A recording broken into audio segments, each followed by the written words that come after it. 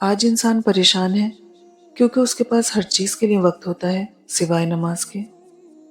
رب کہتا ہے کسی کو تکلیف دے کر مجھ سے اپنی خوشی کی دعا مت کرنا، لیکن اگر کسی کو ذرا بھی خوشی دیتے ہو تو اپنی تکلیف کی فکر مت کرنا۔ جس دل میں دین زندہ ہو وہ دل کبھی مایوس نہیں ہوتا۔ حشر کے دن تو تمہارا جسم بھی تمہارے خلاف بولے گا، پھر یہ وفاداری کس میں ڈھونڈ رہے ہو؟ میں نے زندگی سے پوچھا کہ اتنی مشکل کیوں ہے؟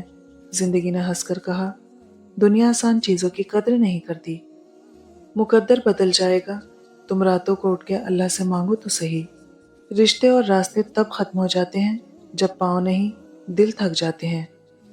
خاموشی وہ جواب ہے جو ہر سوال کو شرمندہ کر دیتا ہے۔ شرم آنی چاہیے ایسی اولاد کو جو بڑے ہو کر باپ سے کہتی ہے، تم نے ہمارے لیے کیا ہی کیا ہے۔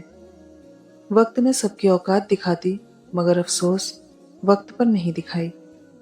زندگی آسان نہیں ہوتی، اسے آسان بنایا جاتا ہے، کچھ صبر کر کے، کچھ برداشت کر کے اور بہت کچھ نظر انداز کر کے۔ یہ کامیابیاں، یہ عزت، یہ نام تم سے ہے، اے میری ماں، سارا مقام تم سے ہے۔ ہمارے معاشرے کا تربیتی مقام یہ ہے کہ حرام معشوق پہ شاعری اور حلال بیوی پہ لطیفے لکھے جاتے ہیں۔